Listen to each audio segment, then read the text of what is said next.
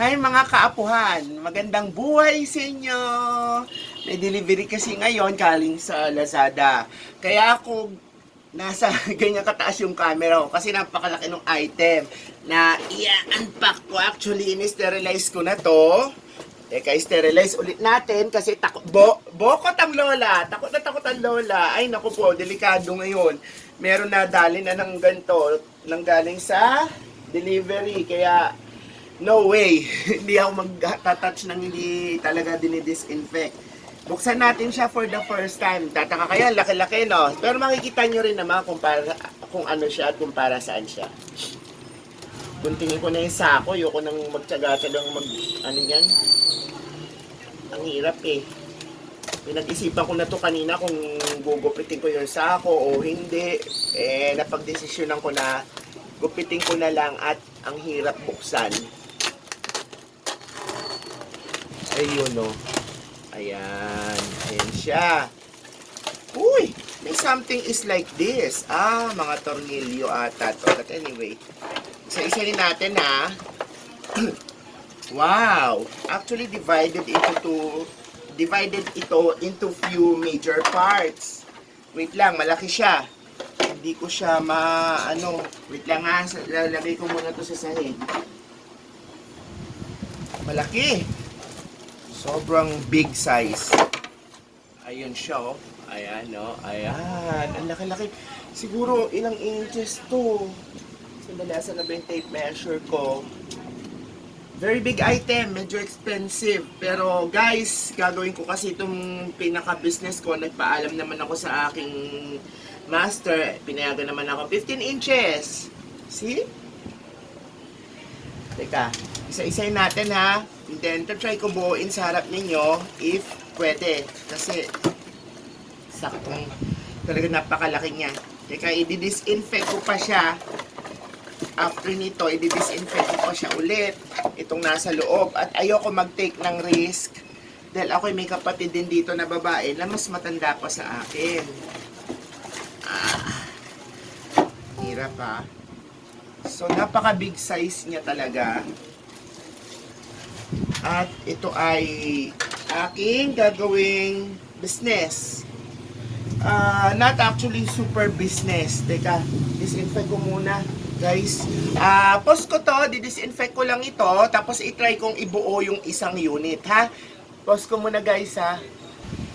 Okay, guys, na-disinfect ko na. Just to give you, yung parang bird's eye view kung ano ba to. Eto siya, ha? Mold ito, guys. Kaya lang, pares-pares ko pa. Pagka nabuo kasi siya, may mga tornilyo kasi ito eh. Ayan, may mga tornilyo siya. Ito yung mga tornilyo niya. So, buksan din natin siya. Tapos, kapag napares-pares na siya, isa siyang malaking mold ng faux dog. Ang tawag faux dog. F-O-O-D-O-G. Ibig sabihin, aso. Oo. Ayan, may mga tornilyo siyang ganon. So, itong tornilyo na to, ikakabit mo siya dito. Ayan o. Pang ganyan yan siya eh. Tring! Hindi siya tornilyo, actually parang locking mechanism lang siya na, ayun o, tatakot ako baka masira ko eh. For the meantime, kasi gusto ko aralin muna sana bago ko gamitin. But anyway, live demo naman na to. Kaya, ayun o. Ayun, nag-lock na siya. So, hindi ko muna ilalak lahat. Gusto ko lang muna i-demo sa inyo. Mga ilang piraso lang siguro i-demo ko. Para at least may idea lang kayo kung ano siya. Sana patag yung mold ko. Mold. Ay, ang hirap. Oh my gosh. Mahirap siya, guys. Ang hirap niyang i-ano. Teka, sandali, pepersa tayo, ha. Kasi, masyadong malayo siya. Ewan ko, pero siguro dahil hindi ko pa masyadong naaaral, pero pag naaral ko naman siguro, okay na. Ang hirap. Medyo mahirap siya. But anyway, hindi ko na siya masyadong ilalak. Ayan siya, oh. Nagiging mold na siya unti-unti. Tapos, ito yung last niya.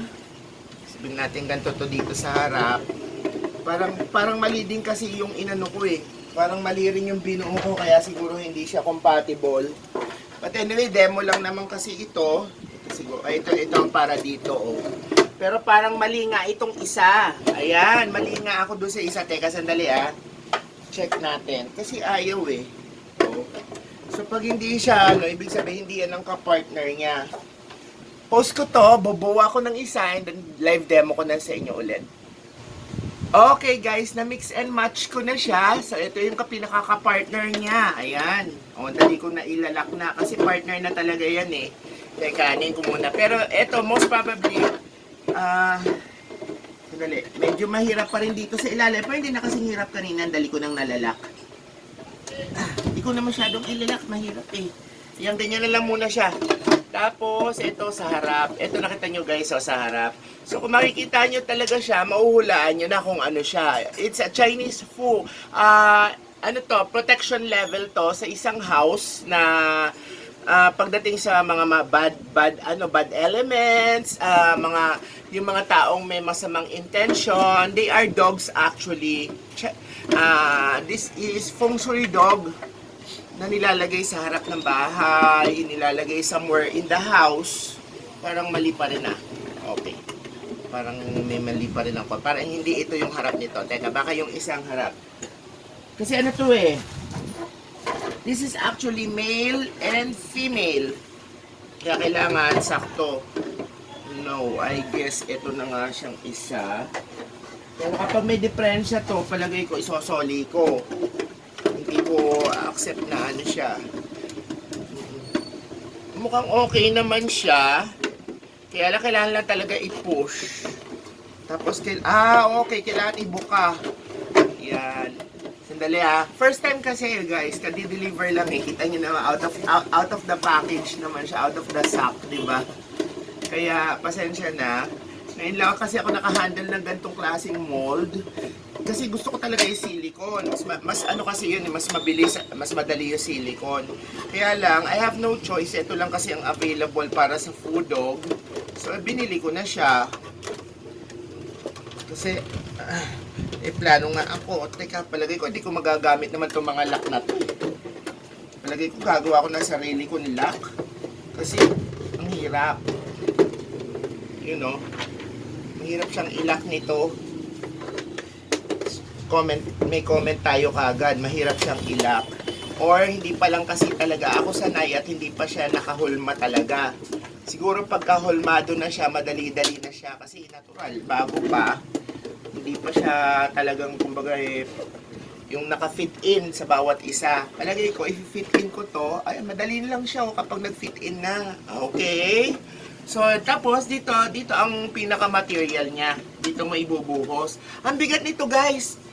Napakabigat nito kapag ito'y natapos.